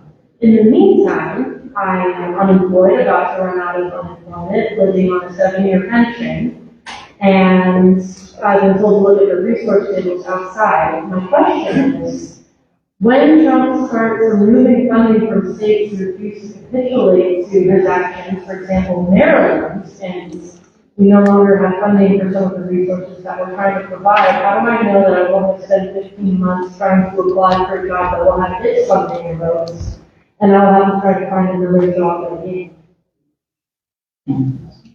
I'll tell you that. Being that I'm a 100% disabled veteran, retired federal employee, veterans that work for the federal government receive protection through the Merit Service Protection. You're aware that board, the Merit System Protection Board, had a quorum to conduct biddings. The president has refused to appoint one person to that Merit Service Protection Board to deal with all of these issues of complaints of firing and administrative federal employees on hold. You are due a due process. They did not just fire veterans. I'm not fired, I wasn't hired because we're all in debate. Yeah, they have you sort of like in limbo. Correct. That's like being on hold to see what's going to pan out. This is just a distraction. I would just go file the grievance with a union, join one, and start there and get the process started, then you just being on hold. Because I think they're going to extend the unemployment benefits here in Maryland, and there was a legislative bill called 1424. I want everybody to hear it. That was just given testimony on in Annapolis for offering assistance to all federal employees that were lost their job, fired, or terminated. House Bill 1424. And I believe that bill will become law, that the House Speaker A3 Jones, the Senate President Bill Perkins, and the governor will sign that bill to provide assistance to federal employees that have lost their job. And under the Merit Board Protection System, that board right now is really inactive because without a quorum, they cannot decide any issues or any cases. And that's what the president's goal. He's trying to dismantle the processes, the protections by putting people in there that will not obey the Constitution, but be loyal to him.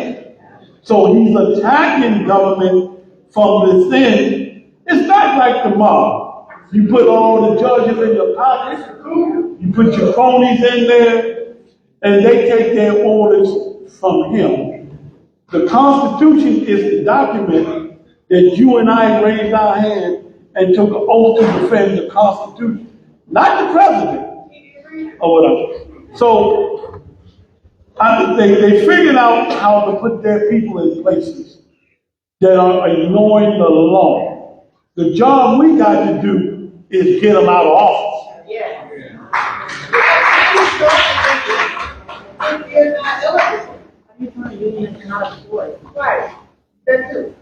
Well, NARFE, you can join NARFE. national active retired federal employees, the word active stands for current or retired federal employees, $48 a year. We represent you, lobby Congress, Senate, and also in the White House on bills that support and benefit federal employees.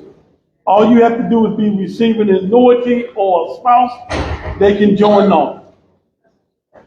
Can I ask a question about the RIFs? We know the RIFs are coming. Is there a magic number that they're trying to trim it down to? We're at 2.3, we're trying to get to 1.5, 1.4.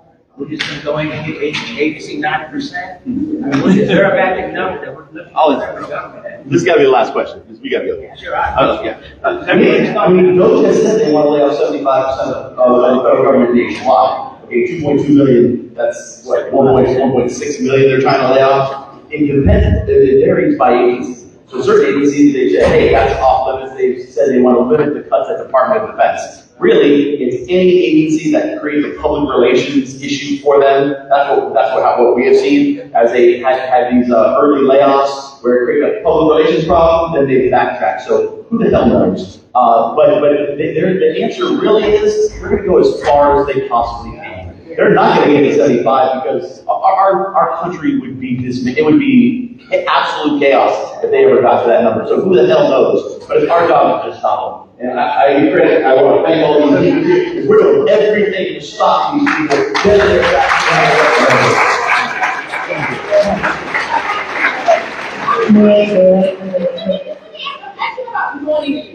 So my agency is heavily represented by the union.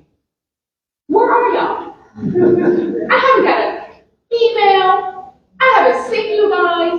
I don't know how to contact you guys. Where are y'all? What you? AFGE. Heavily represented by AFGE. Yeah, where are you guys? I don't know what you're doing. Like, and that was my question. How do you join a union when we see no presence over here? Yeah. I would get on your email list because we've never been so active, and we're out there. We're everywhere. We're here. We've been everywhere. So. Is there a way? Is it a way to go individually sue the cabinet members who are evading the Congress? Can you individually sue the congressmen that are making their duty? Can you individually sue the head of agency? I would ask an attorney there. I don't know. All right, we got to wrap it up. Let's wrap it up. Hi, everyone. Thank you so much for your patience today. I know the answers are difficult. I know information is not always easy to take in when you're frustrated, when you're going through it. But thank you all for being there today. But I'll write my number down.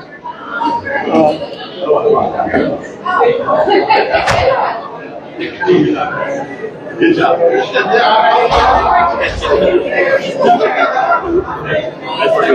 Thank you. All right. Like, we're all fighting together. Thank you so much, buddy. Scared. Yeah, it's a tough time. I got a lot of money. I rushed out of the house here, right on the car, but I write the name on it. All right? Just as I'm going. And then we have a table outside.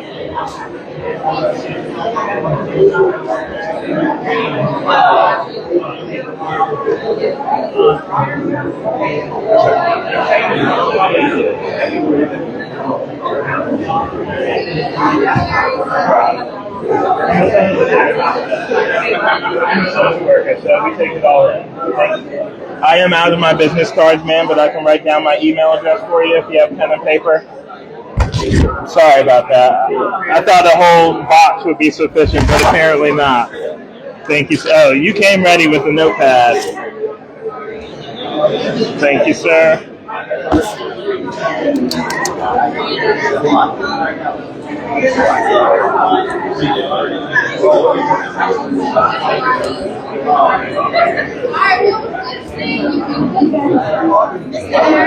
Yes, ma'am. Okay, perfect. Also, I'm already in the process of writing it down, so I'll continue. Thank you, though. I appreciate that.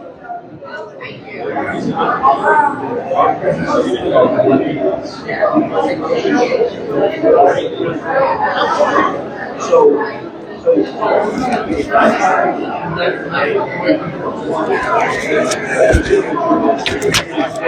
you work with the Alzheimer's Association? Yeah.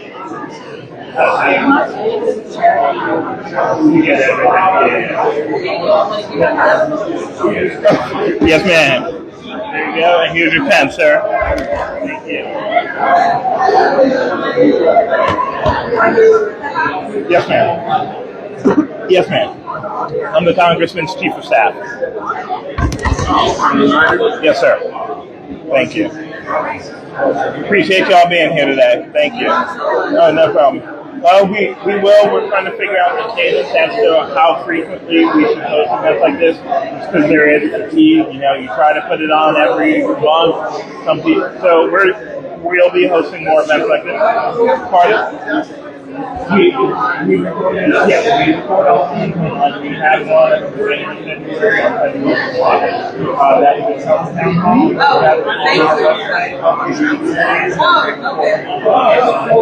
You have no sorry.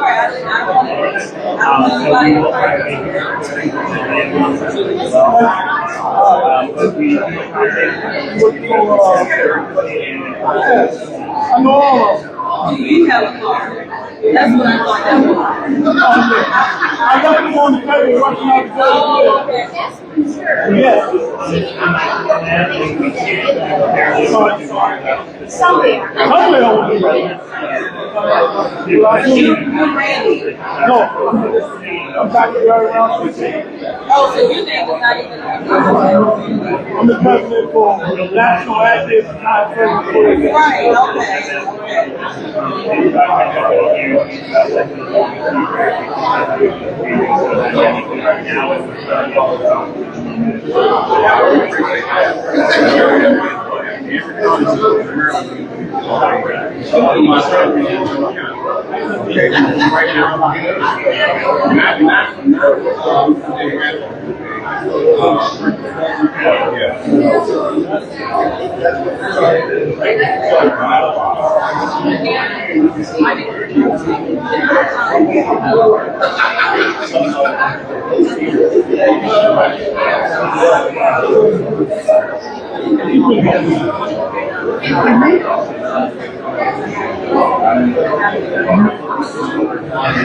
But obviously a lot of those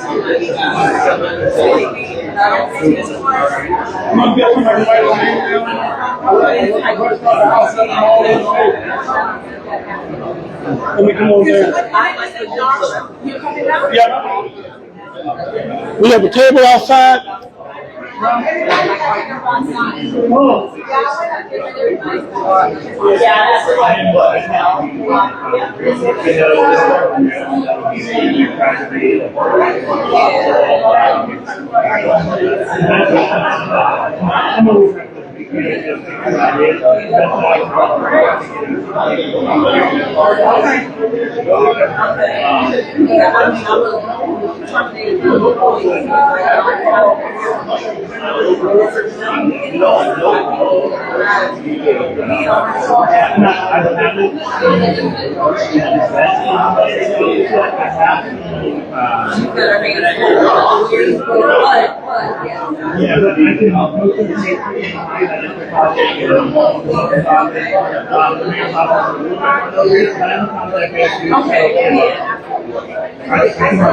Okay.